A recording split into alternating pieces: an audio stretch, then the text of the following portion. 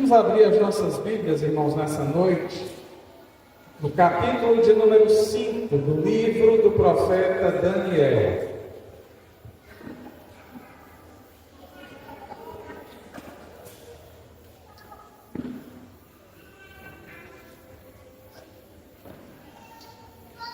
Capítulo de número 5, a gente vai ler um texto um pouquinho longo, mas interessantíssimo da palavra de Deus, para que a gente possa discorrer sobre algumas coisas interessantes na meditação nós preparamos. Haverá programação para as crianças, irmãos? Não?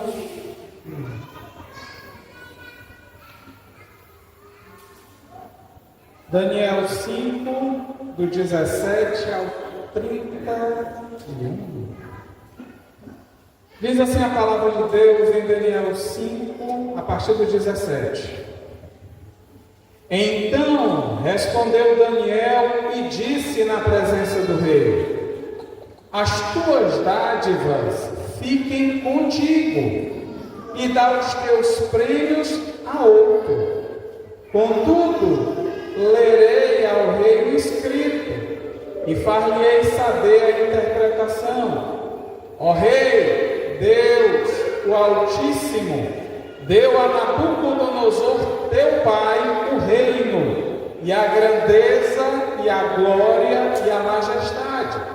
E por causa da grandeza que ele deu, todos os povos, nações e línguas tremiam e temiam diante dele. A quem queria matava, e a quem queria conservava em vida, e a quem queria engrandecia, e a quem queria abatia. Mas quando seu coração se exaltou, e o seu espírito se endureceu em soberba, foi derrubado do seu trono real, e passou dele a sua glória. E foi tirado dentre os filhos dos homens, e o seu coração foi feito semelhante ao dos animais, e a sua morada foi como jumentos monteses, e fizeram-no comer a erva como os bois, e do orvalho do céu foi molhado o seu corpo, até que conheceu que Deus, o Altíssimo, tem domínio sobre o reino dos homens, e a quem quer constitui sobre ele. E tu, Belsazar, que és seu filho, não humilhaste o teu coração, ainda que soubeste tudo isto, e te levantaste contra o Senhor no céu, pois foram trazidos à tua presença os vasos da casa dele, e tu, os teus senhores, as tuas mulheres e as tuas concubinas, bebestes vinho neles. Além disso, deste louvores aos deuses de prata, de ouro, de bronze, de ferro, de madeira e de pedra, que não veem, não ouvem, nem sabem, mas a Deus em cuja mão está a tua vida, e de quem são todos os teus caminhos, a ele não glorificaste. Então dele foi enviada aquela parte da mão que escreveu este escrito. Este, pois, é o escrito que se escreveu: Mene, Mene, Tekel, Upharsin. Esta é a interpretação daquilo. Mene, contou Deus o teu reino e o acabou. Tekel, pesado foste na balança e foste achado em falta. Pérez, ou Upharsin é a mesma coisa. Dividido foi o teu reino e dado aos medos e aos persas. Então mandou Belsazar que vestissem a Daniel de púrpura e que lhe pusessem uma cadeia de ouro ao pescoço e proclamassem a respeito dele que havia de ser o terceiro no governo do seu reino. Naquela noite foi morto Belsazar, rei dos caldeus, e Dario, o Medo, ocupou o reino, sendo da idade de 62 anos. Os irmãos podem sentar.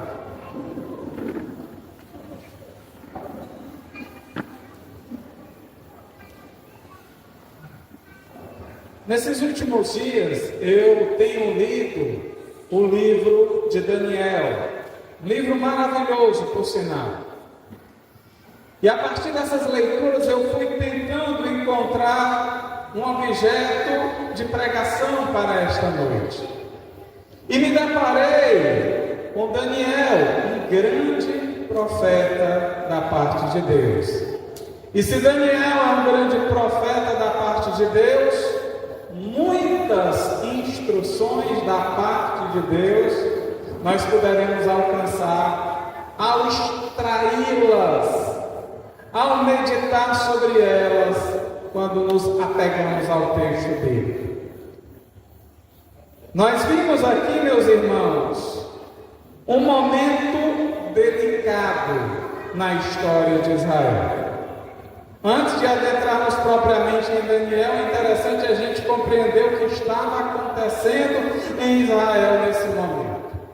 Pois bem, Israel tinha acabado de provar um grande avivamento espiritual. Na época do rei Josias, onde se descobriu o livro da lei e o povo israelita voltou-se novamente para Deus. No entanto, o tempo passou e Josias morreu. Enquanto Josias viveu, ele restaurou o culto a Deus e Deus ocupava a primazia. O primeiro lugar era aquele que era honrado em todo Israel. Mas quando o rei Josias morreu, a história mudou. A história passou para outro caminho e ocupou o trono de Israel o filho de Josias, Jeoiaquim. E por incrível que pareça, por mais que esse jovem tenha sido filho de Josias, visto as grandes coisas que ocorreram em Israel, ele não seguiu os passos de seu pai. Antes, diz a Bíblia, fez o que era mal aos olhos do Senhor. Por que ele fez o que era mal aos olhos do Senhor? Porque Israel já não mais pertencia a Deus.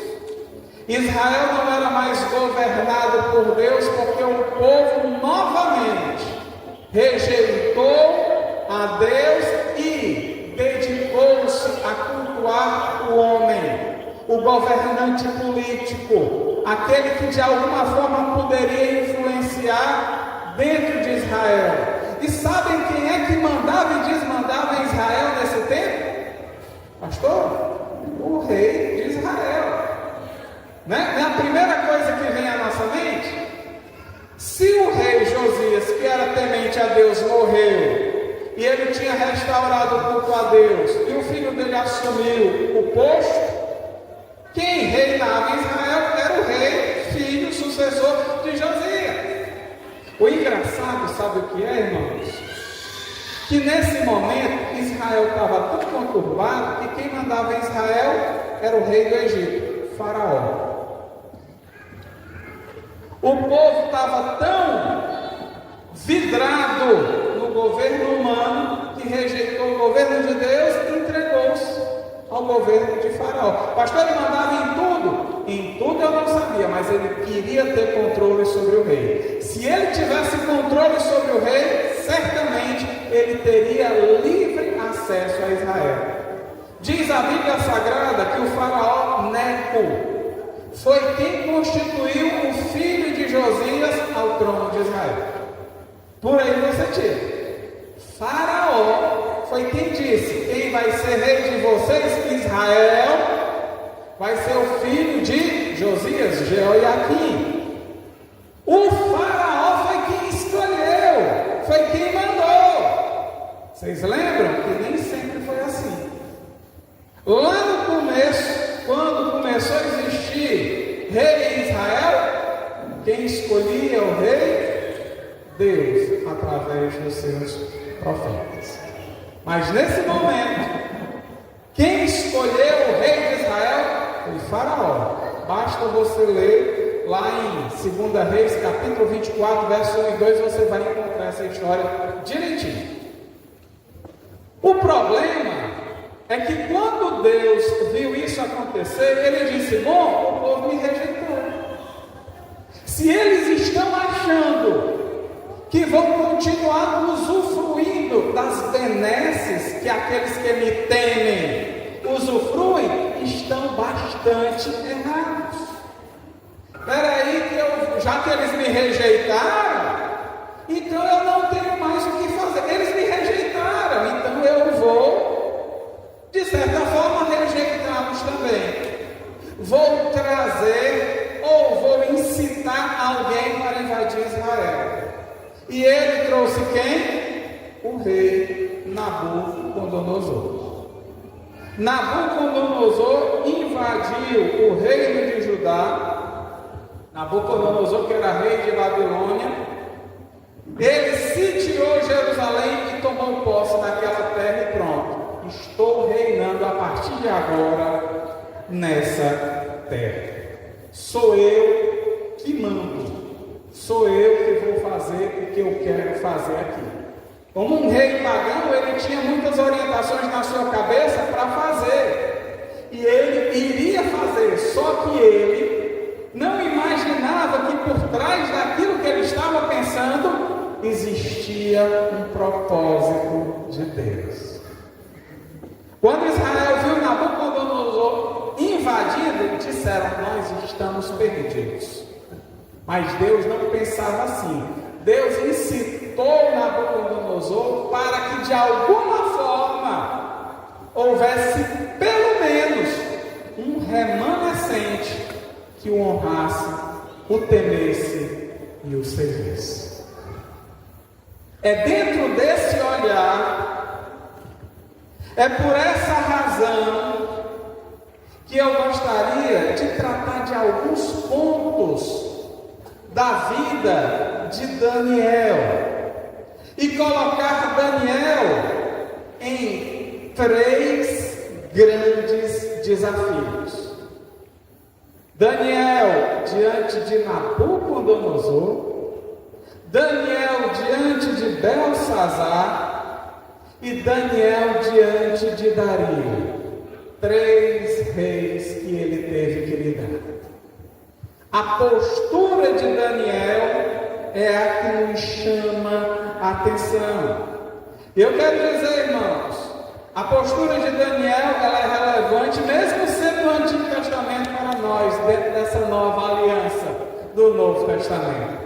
Porque a postura de Daniel tem relevância tão espiritual que provoca a gente a pelo menos querer ser igual a Daniel. Se a gente vai ser igual, é um objetivo. Se a gente quer ser, é outro objetivo. Mas tudo tem um caminho a ser seguido. E é isso que a gente vai tratar nessa noite. Eu destacaria 3 pontos interessantes aqui em Daniel, porque veja só, como eu disse para vocês, Israel tinha um dono que não era o seu dono legítimo, o rei da Babilônia. E aconteceu que todo o povo de Israel não pertencia mais a Deus, nem a eles mesmos. Eles eram possessão agora do rei da Babilônia. É por isso que Daniel foi levado de Jerusalém para a Babilônia. Eu vou ler alguns textos nessa noite para tornar mais clara a mensagem que a gente quer passar para os irmãos. Em Daniel 1:3, a Bíblia diz assim: e disse o rei Nabucodonosor a Aspenaz, chefe dos seus eunucos, que trouxesse alguns dos filhos de Israel e da linhagem real e dos príncipes. Primeiro ponto, Daniel, olha que coisa interessante, era livre. Ele estava desimpedido em Jerusalém. Tinha tudo diante de si. A gente vai ver e conhece, Daniel temia a Deus. Mas qual é a primeira medida que Nabucodonosor faz e toma? é chegar para o chefe dos eunucos, para que o chefe dos eunucos reunisse jovens. Jovens para quê, pastor? Para serem o que ele está dizendo na Bíblia? Também. Mas para torná-los eunucos, escravos permanentes do rei. Daniel sabia disso. Daniel, juntamente com os outros, sabiam que eles estavam sendo levados para nunca mais pensarem em constituírem família, para nunca mais poderem gerar uma descendência, para nunca imaginarem que a sua linhagem seria continuada, muito pelo contrário, seria interrompida neles próprios. Isso é um choque, não é não? Você saber que você vai ser aprisionado, vão tirar a liberdade de você querer fazer o que sempre sonhou fazer. Pois bem, isso aconteceu com Daniel. Ele foi levado como escravo e foi tornado eunuco.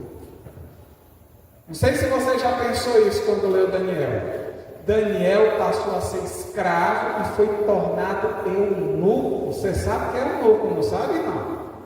Não tem brincadeira não. É mutilação. Naquele tempo da antiguidade não se brincava. Mutilaram aquele jovem. Deus sabia, pastor, que eles iriam ser mutilados? Sabia. Mas Deus permitiu? Deus permitiu.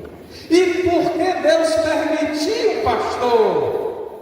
Porque muito embora eles sofressem uma perda mínima, individual, a glória de Deus seria tremenda e maravilhosa. Essa é a questão. E digo-vos de antemão, Daniel aceitou o preço. Ele aceitou, guarde isso que eu estou dizendo. Ele aceitou o preço que estava sendo dado para ele. Esse é o primeiro ponto que eu considero relevante. Diz a Bíblia Sagrada também que Nabucodonosor não ia escolher qualquer pessoa, não. Ele queria explorar intelectualmente e dentro de os talentos que aqueles jovens tivessem o máximo possível. Por isso diz o verso de número 4, que Nabucodonosor queria jovens em quem não houvesse defeito algum, de boa aparência e instruídos em toda a sabedoria e doutos em ciência, e entendidos no conhecimento, e que tivessem habilidade para assistirem no palácio do rei, e que lhes ensinassem as letras e a língua dos caldeus. Olha aí, Nabucodonosor não queria qualquer coisa não, ele foi lá e tirou o suprassumo, o que Israel tinha de mais potencialidade. Ele disse: eu vou tirar para mim. Nabucodonosor, ele estava em um reinado de expansão, ele estava conquistando tudo e queria conquistar, meus irmãos, com tudo que era possível, com sabedoria, com intelectualidade, com capacidade. Olha só, olha aqui o padrão de seletividade que aquele rei propôs. Eu não quero qualquer um, não. Eu quero pessoas seletas. Estão vendo como aqui a história é diferente com relação ao reino de Deus? A Bíblia Sagrada diz que Deus, meus irmãos, e Cristo manifestou isso, não tem acepção de pessoas. Ele chama todas as pessoas para renderem os seus corações a Ele. Mas Babilônia era seletiva, não tinha espaço para todo mundo, não. Pelo menos na primazia. Esse daqui, ou esses daqui, Nabucodonosor ia colocar em um posto destacado, servindo o palácio, pertinho dele, e juntinho dele, e iriam receber das benesses do rei. Então eu posso ver que Daniel tinha grandes talentos espirituais, juntamente com os outros que com ele foram. Terceiro ponto: apesar de a gente estar vendo aqui que Nabucodonosor estava agindo com opressão e imposição, Daniel solitariamente ele resolveu não se contaminar com aquilo que oferecia a Babilônia. Verso de número 8. Daniel foi direitinho, seguindo o caminho da escravidão, mas ele disse: eu não vou me contaminar. Disse o verso de número 8, no capítulo 1 de Daniel, que Daniel propôs no seu coração não se contaminar com a porção das iguarias do rei, nem com o vinho que ele bebia. Portanto, pediu ao chefe dos eunucos que lhe permitisse não se contaminar. Verso de número 9. Perdão, até aí. Olha o que Daniel propôs no seu coração. O rei estava dizendo: olha, selecionou aí o povo, os jovens bons de talentos, selecionamos. Eles podem aqui usufruir de tudo que a gente tem, das melhores coisas que a gente tem para oferecer. O problema é que aquela multidão de comidas, aquela abundância de manjares, era tudo sacrificado a ídolos.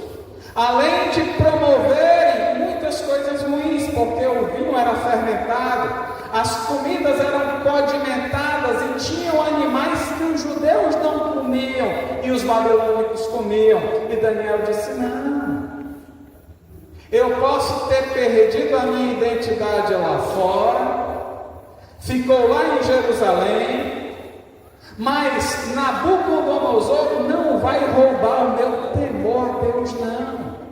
Eu vou continuar temendo a Deus do jeito como se eu estivesse vivendo em paz em Jerusalém. E propôs no seu coração não se contaminar. Essa predisposição de Daniel, meus irmãos, não era assim: eu não vou me contaminar, não. Sabe? Como se você estivesse soltando ao vento em tom de dúvida. Daniel era resoluto: não vou me contaminar. Você sabe o que é isso? Eu não abro mão dos meus valores. E olha, e o rei da Babilônia era poderoso em guerra, os seus exércitos eram temidos. Outros exércitos temeram os exércitos babilônicos, mas Daniel disse indiretamente: eu não me curvo diante de Nabucodonosor nem dos seus exércitos. Eu não abro mão das minhas convicções. Aí você diz: mas pastor, mesmo Deus esquecendo de Daniel. Será que tem gente que se atreve a pensar isso daí, hein, irmão? Será que tem gente que se atreve a dizer que Daniel foi esquecido por Deus? Mas se alguém se atreve, eu não crio um problema para ele, não. Acho que às vezes as pessoas têm essas dúvidas. Mas é com essa dúvida que a gente pode resolver o problema da seguinte maneira: quando você é resoluto no seu coração, Deus nunca deixa de se lembrar de você. Diz a Bíblia Sagrada no verso de número 9: ora, Deus fez com que Daniel achasse graça e misericórdia diante do chefe dos eunucos. Daniel determinou, disse: eu vou fazer isso. E Deus abriu a porta para que o babilônico que cuidava de Daniel permitisse que Daniel não se contaminasse. Ou seja, Deus estava com Daniel. A determinação de Daniel em não se contaminar, meus irmãos, fez com que Deus demonstrasse que Ele não esquecia aquele que eu tenho. É assim. É por aqui que começa a história de Daniel. Foi levado sem querer ir, mas foi. Pagou um preço que não queria ou não deveria pagar, mas pagou e foi resoluto e temeu a Deus. Muito embora essa mensagem possa parecer direcionada a jovens, é imprescindível que os jovens prestem atenção nela, serve para nós adultos também. Serve para aqueles que já estão idosos, porque não existe faixa etária que não careça de fazer as mesmas coisas que Daniel fez.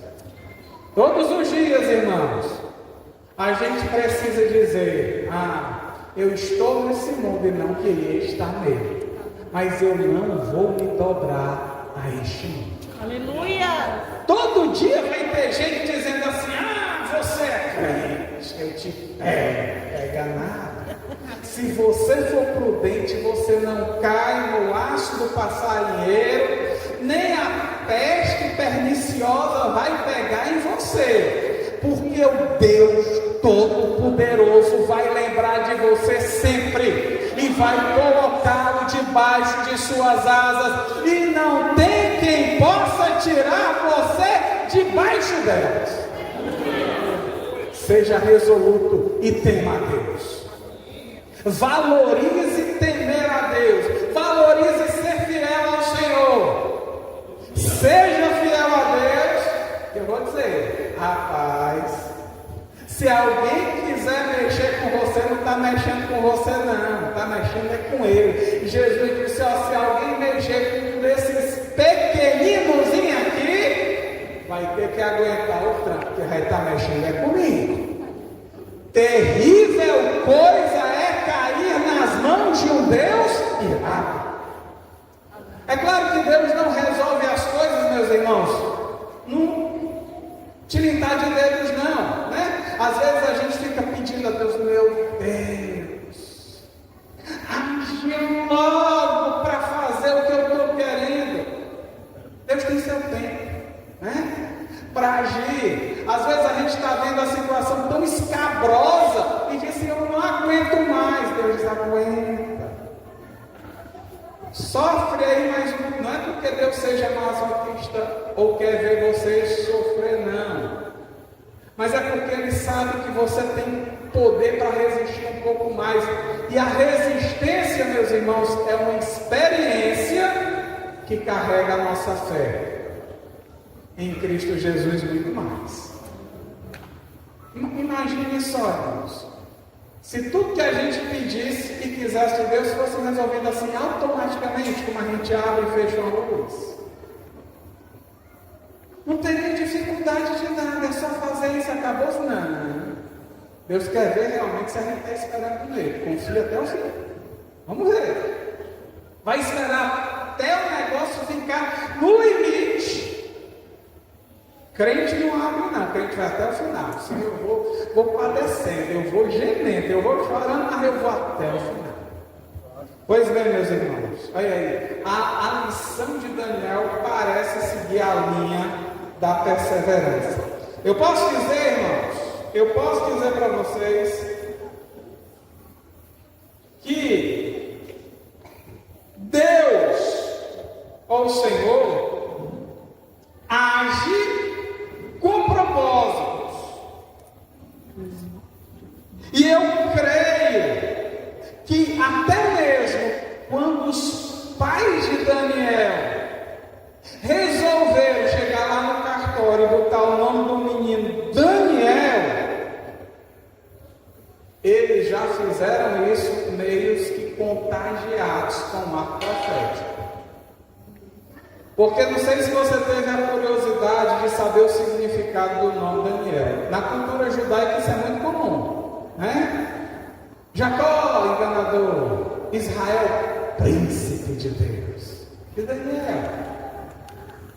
Não sei se você teve curiosidade de saber o significado do nome de Daniel. Pois é, eu acho que a história de Daniel ilustra muito bem o seu nome. Daniel significa Deus. Meu Deus é juiz. Se mexer comigo, meu Deus é juiz. É Ele quem vai julgar. É Ele quem vai manifestar a sua providência. Eu botei aqui para a gente dar uma olhadinha no verso de número 17 do capítulo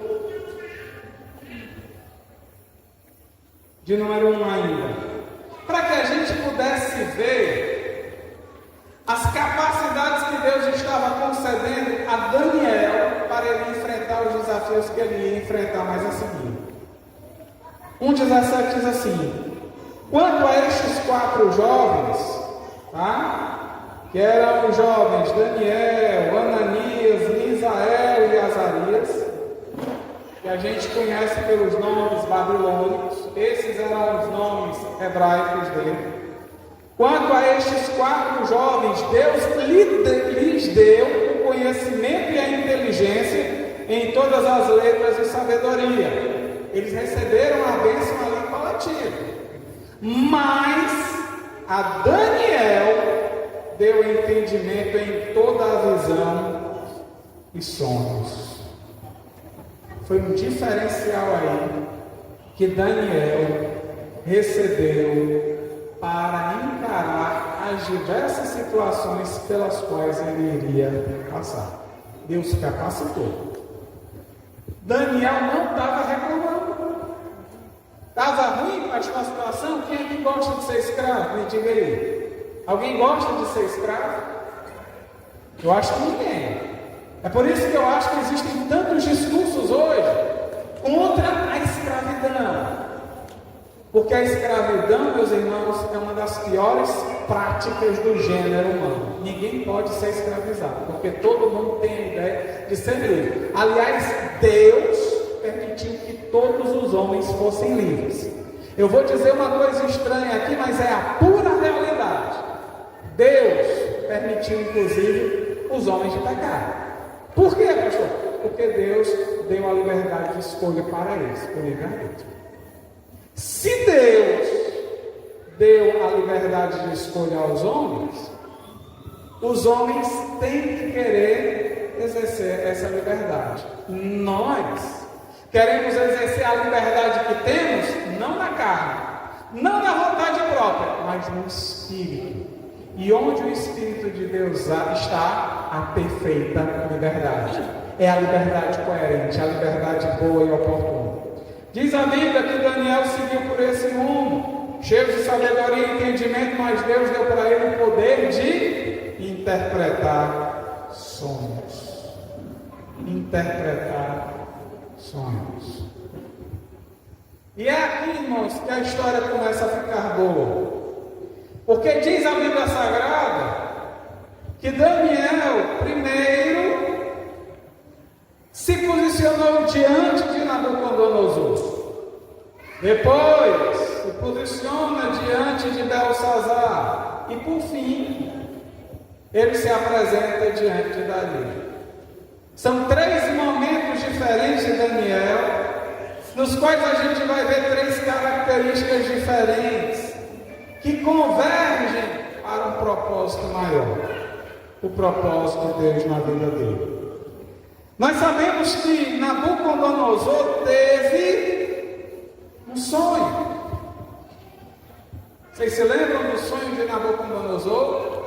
Nabucodonosor sonhou um sonho que deixou ele completamente perturbado.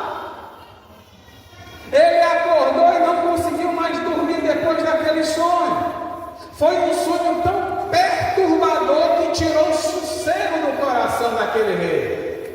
aquela ideia de ser um rei poderoso, de ser um rei que não tinha medo de nada por causa de um sonho, uma imagem fictícia na cabeça dele. Alguém pode pensar, ele ficou tremendo, ele ficou trêmulo, ele ficou ali angustiado por causa de um sonho. Ele nunca temeu um homem de 2 metros de altura, corpulento, com espada e escudo na mão, mas um sonho perturbou aquele homem. Sabe por quê? Porque aquele sonho não vinha da própria natureza ou consciência dele próprio. Aquele sonho vinha de Deus. Irmão, quando o homem não faz a vontade de Deus e sonha um sonho de Deus, é só o que se pode esperar: perturbação. Quando o crente sonha um sonho de Deus, aí é bênção, não é não? O crente só falta não querer mais parar de sonhar, não é não, irmãos? Tem crente que eu vou dizer, quando sonha, já fica querendo interpretar o sonho. Muitas vezes não foi nem o sonho de Deus. Eu me lembro de uma ocasião que uma pessoa teve um sonho, e eu vou dizer, foi um sonho escabroso, mas a pessoa estava feliz, porque ele disse: não, pastor, foi um sonho de Deus. Aí ela chega para mim: pastor, interprete para mim um sonho. Por eu ser pastor, aí vem ela querendo que eu interprete, porque eu não sei não. Mas pastor, você é pastor, o que está aí, mano? Eu não quero dizer que eu não achava que o sonho era de Deus, para não frustrar ela, né?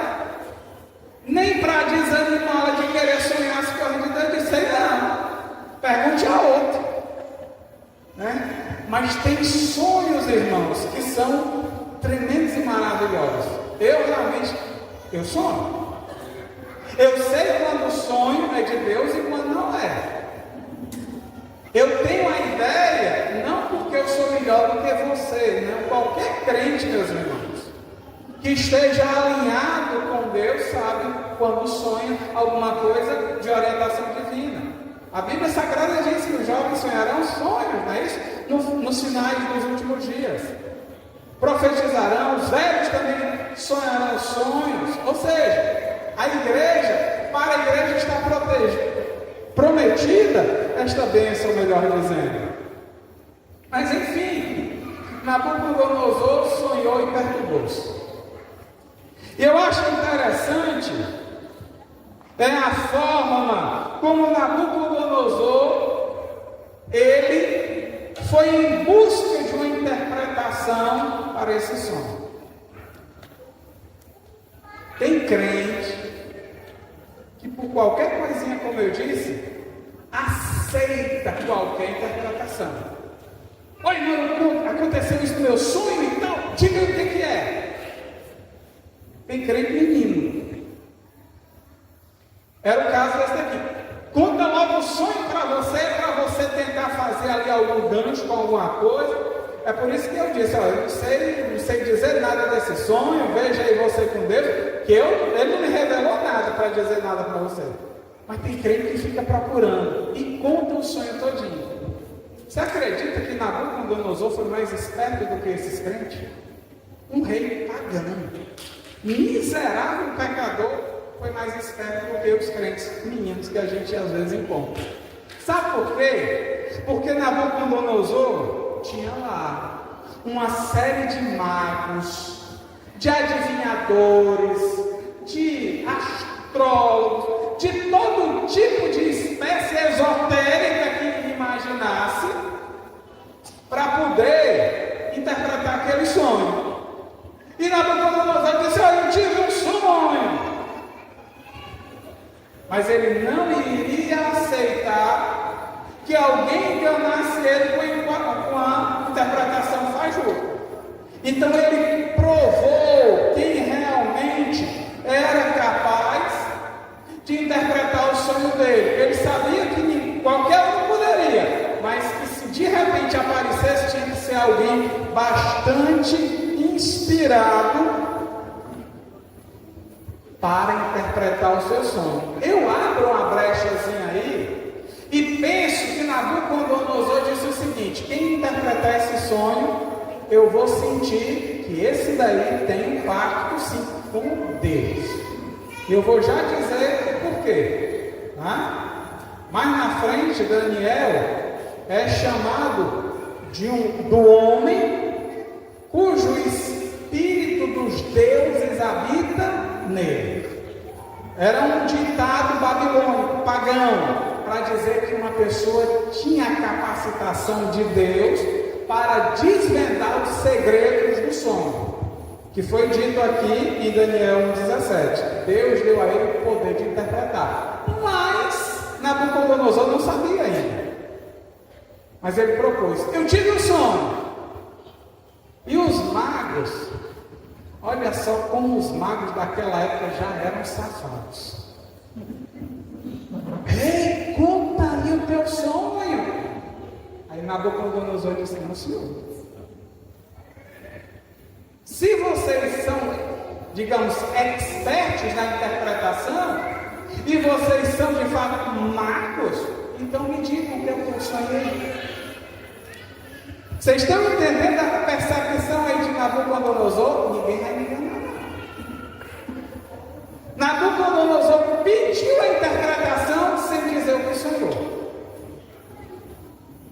Vocês já tinham percebido que Nabucodonosor tinha feito isso aqui? Ele não disse que, rapaz, o pessoal ficou preocupado. Porque Nabucodonosor foi dizendo logo assim: ó, se não tiver mago que se preze aqui, eu vou mandar matar tudinho. E ele tinha o poder de mandar matar mesmo. Eu sei que foi para cima, foi diálogo para baixo, todo mundo clamando: rapaz, não faça isso, você precisa da gente. Nabucodonosor: não tem não ninguém. E disse: pois então mata todo mundo. Todo mundo que se diz mago e não interpretou meu sonho vai morrer. O problema é que essa mortandade alcançaria também Daniel, Ananias, Misael e Azarias. Quando os guardas foram pegar Daniel lá e disseram: ó, o rei mandou reunir vocês aqui porque vocês vão morrer. Aí Daniel disse: como é que é? Quer dizer, eu já vim de Jerusalém preso, estou aqui contra a minha vontade, comendo o que eu não quero comer, ou digamos assim, me privando de certas comidas, permiti que eles me tornassem eunuco e ainda por fim vão me matar? Não, senhor. Olha o que é o crente. O crente não aceita, meus irmãos, certas coisas não. Tem crente que aceita as coisas muito pacificamente. Daniel disse: não, senhor. Vocês vão querer me matar? Que culpa tenho eu? Não, mas é porque o rei pediu interpretação. Ah, ele quer? Ele quer? Tudo bem. Deixa eu dizer uma coisa aí para vocês. Pede a ele só um tempinho aí. Porque eu vou chamar aqui os meus irmãos. Parece que ele já sabia. Quando se reunirem 2 ou 3 em nome, né? Ele estaria presente. Nós vamos nos reunir aqui, nós somos em 4. Nós vamos fazer um culto de oração aqui. E depois eu me apresento diante de Nabucodonosor e vou interpretar o sonho dele. Foi essa a resposta de Daniel, que está constante lá no capítulo de número 2. Saiu foi um decreto, irmão. Daniel disse: não, senhor, eu morrer não. Orou e depois se apresentou diante do rei Nabucodonosor. E o que aconteceu, irmãos? Capítulo 2 de Daniel.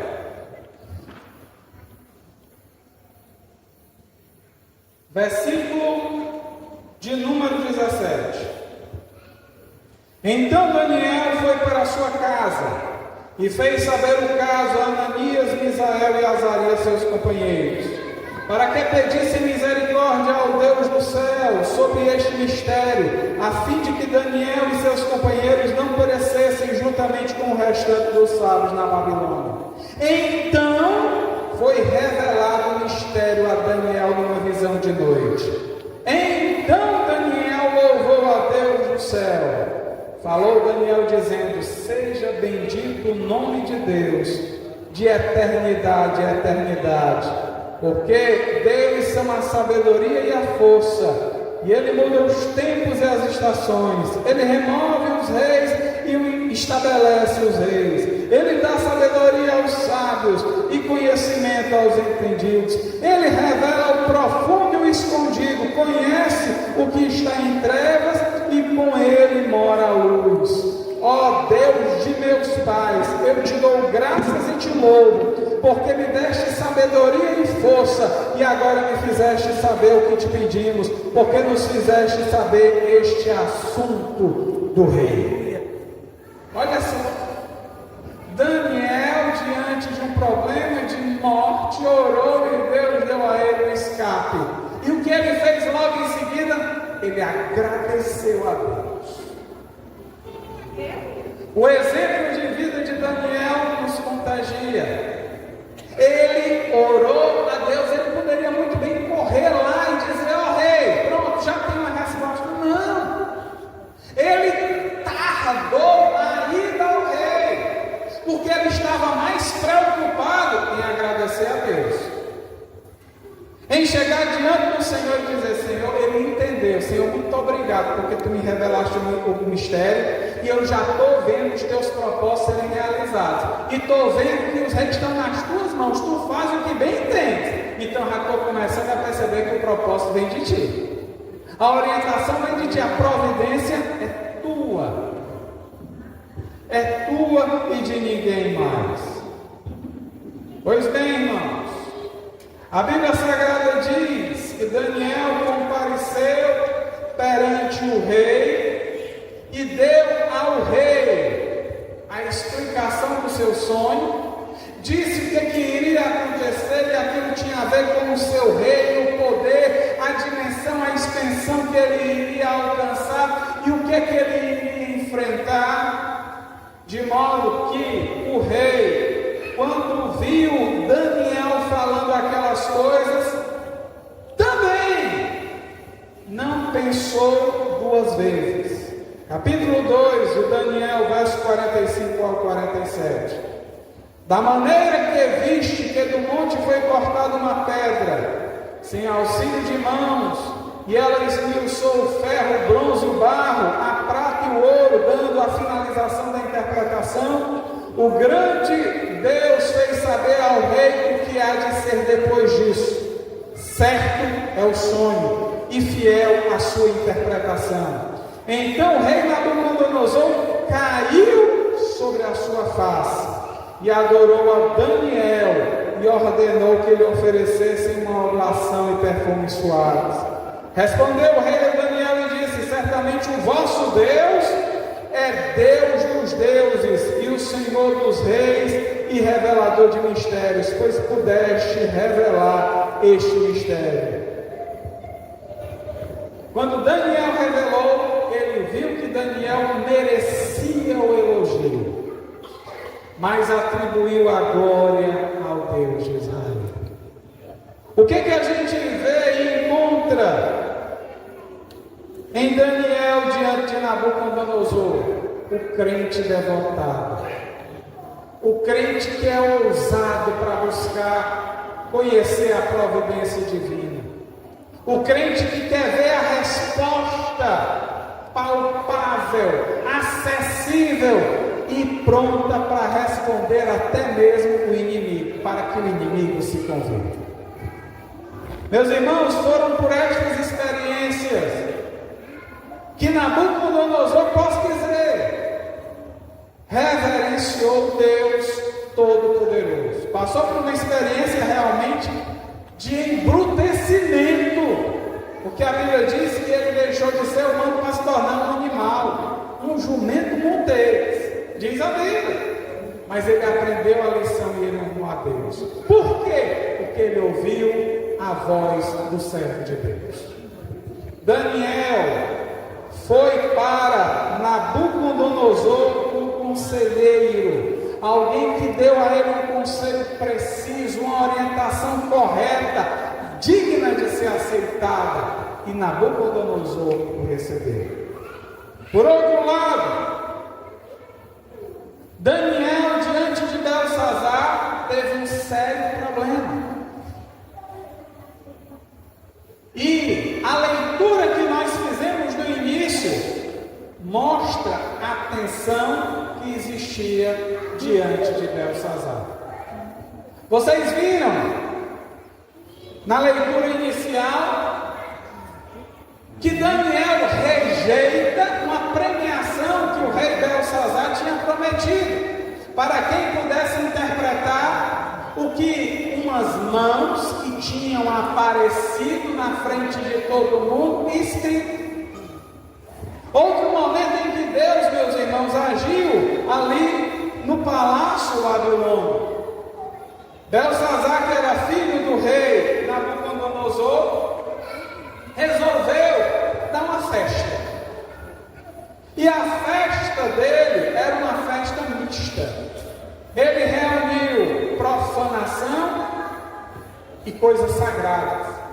Ele chamou lá os seus senhores, as suas mulheres, as suas concubinas, que estavam vendidas às práticas babilônicas pagãs impuras, e disse o seguinte: ei, quem trabalha na dispensa aí, lá no depósito real, eu soube que lá tem os vasos de ouro lá do templo do Deus dos israelitas. Eu ouvi dizer que tem taças belíssimas, tem pratos lá e utensílios para o banquete. Tragam tudo para cá. Só que aqueles utensílios que ele estava requerendo para o seu banquete ou a sua festança eram sagrados. Eram sagrados, faziam parte do templo de Deus, eram os utensílios que estavam na casa do Senhor. Belsazar não estava nem aí para as coisas sagradas. E disse: traz que aqui a gente faz uma festa. E enquanto fazia, ele profanou o sagrado. Ele fez usos indevidos daquilo que ele não poderia usar, somente os sacerdotes, os levitas poderiam fazer uso dele. E Belsazar, um pagão impuro, sem temor a Deus, foi lá e quis fazer algumas coisas. E diz a Bíblia que Deus ficou indignado. Por isso, foi escrito o que nós lemos aqui no texto inicial. Mene, tekel, passim. Letras ou palavras que ele não compreendia. E Belsazar disse: olha, eu pago o que vocês quiserem para alguém me interpretar. Ele ficou com medo. Imagine só, irmãos, um dedo humano aparecer assim em cima da cabeça de você. É normal isso? Parece assombração, não parece não? Não é não? Para ele foi uma assombração, mas ele viu que a assombração deixou marcada lá as palavras. Mas é assombroso, foge à realidade. Não existe naturalidade naquilo, é um fenômeno completamente distinto. Vai dizer que você não tinha medo de algo no passado? Você tinha coragem de passar na frente de um cemitério? Sou sincero, não tinha não. Quando eu passava de olho fechado. Quando eu não era crente, né? Obviamente. Andei muito pelo sertão. Rapaz, e quando a gente voltava, meu pai com os amigos iam lá. Quando a gente voltava pelas estradas escuras, sem luz, aqui e acolá a gente encontrava uma cruz no caminho. Esse não estava corajoso, que tinha coragem de olhar para aquela Bíblia? Era assombração para mim. Irmãos, para Belsazar era pior. porque apareceu uma coisa ali extraordinária, e ele quis, com o poder dele, comprar a interpretação, o significado. Olha só, quando a pessoa se acha detentora de um poder grandioso, ela faz de tudo para atingir o objetivo dela, não é não? Hoje em dia, por exemplo, a gente está cercado de juízes que se acham com poder nas mãos de fazer e acontecer, de destruir vidas, inclusive, mal sabendo que a deles serão destruídas, não por Deus ou por outros, por eles próprios. Porque, meus irmãos, aquele que semeia na carne ceifará. Isso é um ditado certeiro da Bíblia. Não tem escapatória, irmãos. Belsazar fez isso, com o poder que queria comprar. Mas eu dou aquilo que pedi. Quando Daniel chegou, foi chamado Daniel disse aqui no discurso: está pensando que eu sou quem, rapaz? Está pensando que eu me vendo por interpretação? Rapaz, dá quem tu quiser, eu vou interpretar, mas eu não quero aqui receber nada de ti, não. Daniel, meus irmãos, já foi diferente. Aquele Daniel que se apresentou perante Nabucodonosor não era aquele que se apresentou diante de Belsazar, porque cada rei parece que tem sua característica. O rei Belsazar, meus irmãos, ele tinha no seu íntimo essa prepotência de ser aquilo que ele não era. Tanto é que está escrito na Bíblia, capítulo 5, verso 7, ele gritou com força para que alguém aparecesse para interpretar aquilo que estava diante dele. Essa expressão de gritar com força demonstra esse suposto poder. Eu não sei quem era Belsazar, eu não sei se era um homem alto, se era um homem baixo, mas parece que no imaginário daquele povo, ele tinha alguma áurea que as pessoas temiam ele. Bastava ele mandar que todo mundo executava. Daniel disse: não, você não manda em mim não, camarada. Quem manda em mim é o Todo-Poderoso. E eu vou dar interpretação. Mas te prepara, porque tu vai te quebrar. Quem mandou mexer com o sagrado? Oh, irmãos, eu vou dizer uma coisa: às vezes os crentes sofrem. Ao longo da história da igreja, a gente vê a igreja sofrendo, muitas vezes sendo martirizada, sendo oprimida, sendo expulsa, pessoas atrás dela, o catolicismo romano inclusive, que se diz a igreja verdadeira de Cristo, perseguiu tantos protestantes, tanto anabatistas, matou muita gente, ainda se diz guardiã da doutrina, e fez isso por causa do amor a Cristo. Falácia, irmão. A igreja de Cristo é uma igreja sofredora, é uma igreja que é perseguida, não é perseguidora não. A igreja de Cristo, meus irmãos, pode ser até ultrajada, como quem não merece nenhuma atenção, mas eu digo, a atenção dela vem do Senhor, e o Senhor é aquele que guarda a sua igreja. Pode até permitir que muitos morram, mas Jesus disse: se vocês estão preocupados com quem mata o corpo, se preocupe não tema quem mata o corpo, temam antes aquele que pode mandar tanto o corpo como a alma para o inferno. Esse aí tem, e esse é Deus.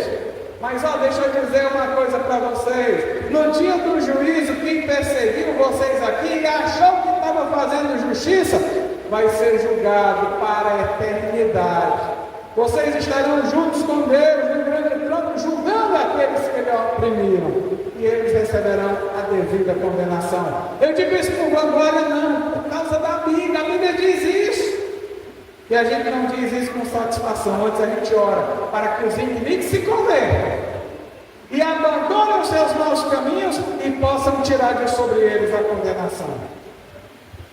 Belsazar era um homem, meus irmãos, que não tinha arrependimento para ele. Não existia nada que fosse feito, que fosse capaz de levar aquele homem ao arrependimento.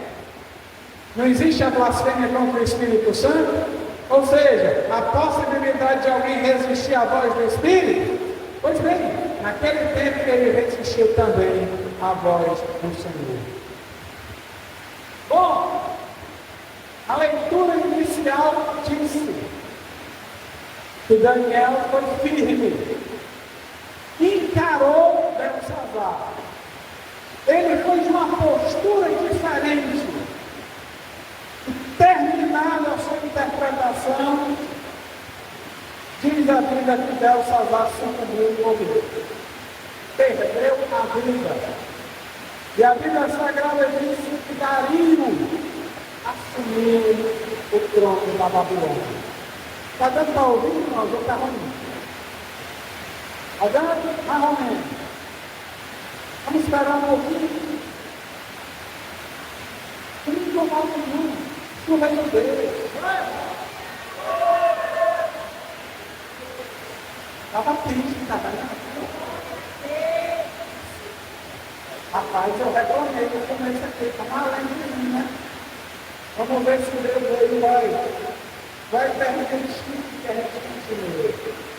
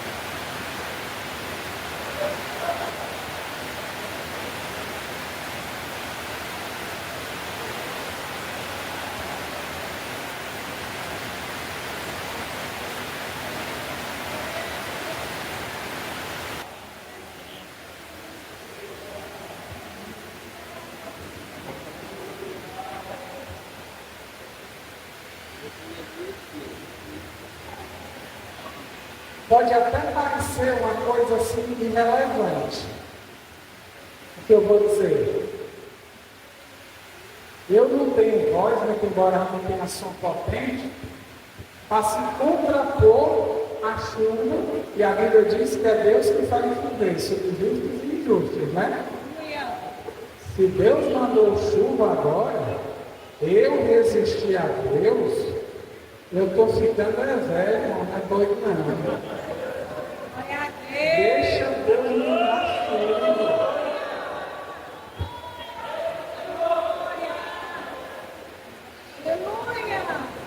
Se ele me der uma brechazinha, a gente continua. Se não, deixa chover.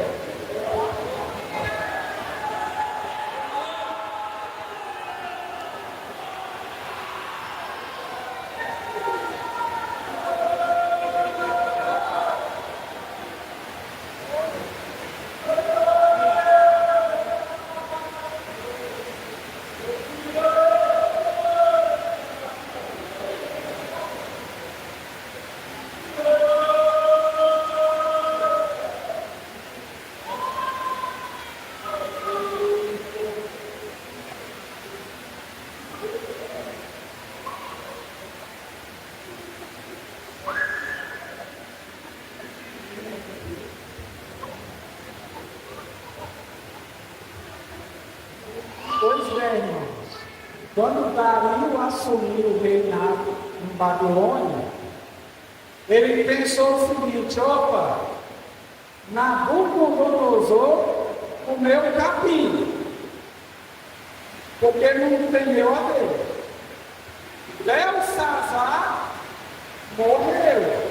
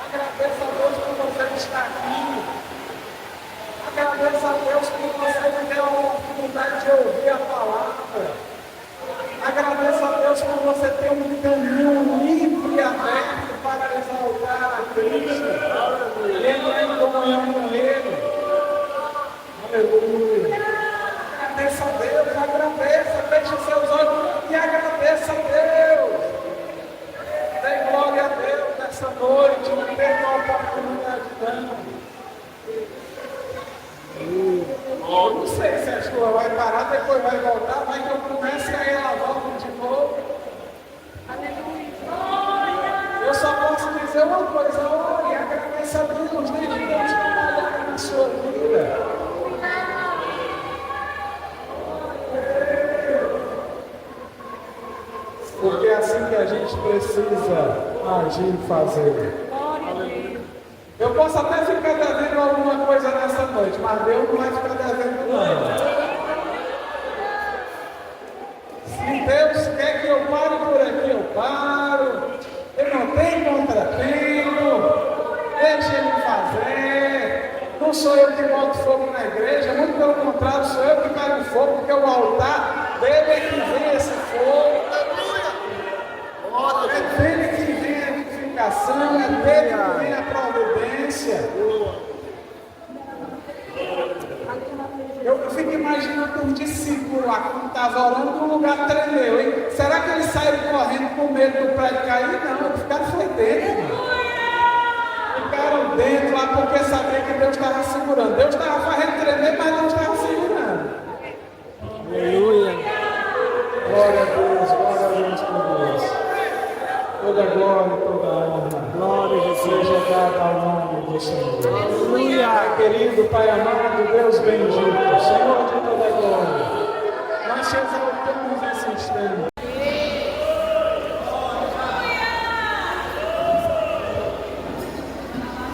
Você já viu quando Deus quer operar de uma forma diferente, né? Nunca é do jeito da gente. Eu queria estar aqui, pregar tudo bonitinho, colocar tudo que eu pensei, colocar. Mas não, vem a chuva. Irmãos, eu acho que nada acontece por acaso. Tudo vem debaixo da supervisão e da autoridade de Deus. Então, nada é por acaso. Quando Deus dá um livramento, foi Deus que deu o livramento. Quando Deus não responde a oração, é Deus que não quis responder naquele momento. Tem sempre algo de Deus ali naquela história. Mas vamos voltar aqui antes que a chuva volte, né? Dario entra em cena no reino da Babilônia. Disse o seguinte: opa, Nabucodonosor comeu capim. Belsazar, o filho dele, morreu. O que é que eu vou fazer? Daniel, meu amigo, venha para cá. Ele chamou exatamente Daniel para o círculo do seu governo. Por quê? Porque ele disse: esse homem é um homem de Deus e eu preciso que ele esteja junto comigo para me ajudar, porque eu estou vendo que Deus fala através dele. Em Daniel 6, diz a Bíblia Sagrada o seguinte: e pareceu bem a Dario constituir sobre o reino 120 príncipes que estivessem sobre todo o reino, e sobre eles 3 presidentes, dos quais Daniel era um, aos quais estes príncipes dessem conta para que o rei não sofresse dano. Então o mesmo Daniel sobrepujou a estes presidentes e príncipes, porque nele havia um espírito excelente, e o rei pensava constituí-lo sobre todo o reino. A postura de Dario perante Daniel foi completamente diferente de Nabucodonosor e Belsazar. Qual foi o problema de Dario? Não quis devolver os israelitas para a sua terra, pelo menos naquele momento. Isso foge ao propósito de Deus? Não, estava dentro do propósito de Deus. Deus só age na hora que Ele quer agir. Deus só faz na hora que Ele quer fazer. Vocês se lembram? Não sei se vocês leram o livro O Senhor dos Anéis, A Sociedade do Anel, ou assistiram a um filme. Quando Frodo Bolseiro está esperando o mago Gandalf chegar para a festa do Bilbo Bolseiro, tio do Frodo. Frodo fica esperando um tempão, e quando ele vem entrando na porta do condado, Frodo salta diante da carroça dele e diz: você está atrasado. E ele salta e diz: um ele chega exatamente na hora que ele quer chegar. Essa expressão não é uma expressão da cabeça do Tolkien. Revela o que Deus, na verdade, faz e opera. Porque Gandalf ali tinha uma representação simbólica de Cristo e de Deus naquele momento. Ou seja, Deus só age na hora que Ele quer agir. Pastor, mas a igreja move a mão de Deus. Bom, ela move dentro do propósito de Deus. Então Deus está sempre no comando. Tá certo? Nunca pense em pedir nada fora da vontade de Deus, porque tudo está dentro da vontade de Deus. E a Bíblia Sagrada diz que Dario honrou a Daniel, tratou com honra. Irmãos, Dario foi um rei que entendeu o significado de ter uma pessoa temente a Deus no seu reinado.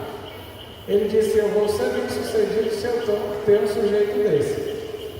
Se você for uma pessoa temente, tal qual Daniel, não precisa nem interpretar sonho, mas se você for uma pessoa temente a Deus, os seus familiares vão olhar para você com honra. Mas pastor, os meus familiares estão nem aí para mim. Mas no dia que eles perceberem o seu temor a Deus, eles vão estar. No seu trabalho, seu patrão pode até menosprezar, mas no dia que descobrir que você teme a Deus, a história vai mudar. Aleluia. Na escola, podem fazer bullying com você, podem maltratar você, mas no dia que tiverem a interpretação correta de quem você é, a história vai mudar. Aleluia. Dario olhou e disse: eu não posso tratar Daniel como os outros trataram, não. Eu? Não, senhor. Diz a Bíblia Sagrada que Dario, ele honrou a Daniel. Mas tenhamos um critério de avaliação, porque parece que quando determinadas pessoas são honradas, aí parece que elas extravasam. Ah, porque eu sou honrado, eu vou fazer isso e mais algo. Porque todo mundo me quer bem, eu vou extrapolar. Não, senhor. Daniel entendeu que estava sendo honrado e Daniel não mudou uma ação na sua prática. Ele continuou sendo aquela pessoa, fosse ele honrado, fosse ele não honrado. Ele continuou com aquele perfil de homem temente a Deus e de um profeta de Deus. Porque, meus irmãos, independentemente de você ser benquisto ou não, a postura do crente tem que ser sempre a mesma. Isso é uma regra da vida, inclusive. Isso é uma maneira da gente viver. Ou seja, nunca extrapola os limites do bom senso, da espiritualidade. Daniel não transgrediu essas fronteiras. Ele sempre caminhou ali bem direitinho e unido. Sabe qual foi o problema? É porque pessoas, ao verem Daniel agindo dessa forma, invejaram. Disseram: a gente tem que acabar com essa pessoa. O crente, quando anda honestamente, ele provoca, não por intenção própria, mas ele deixa muita gente, meus irmãos, rangindo de raiva. E assim aconteceu.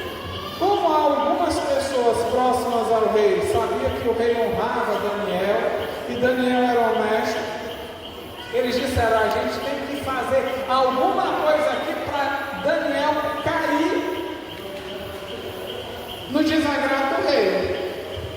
Mas eles disseram: a gente jamais vai conseguir fazer com que Daniel desobedeça a sua lei. Então, vamos fazer com que ele desobedeça a lei da gente. Glória a Deus. Entendeu?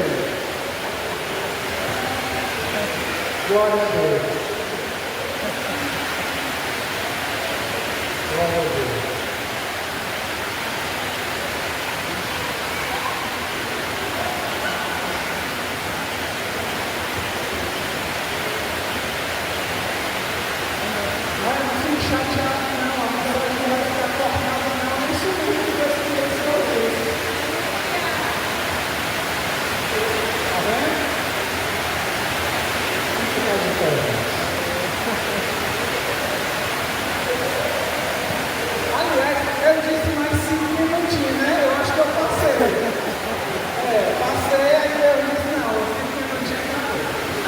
querido, Pai amado, Deus bendito, Senhor de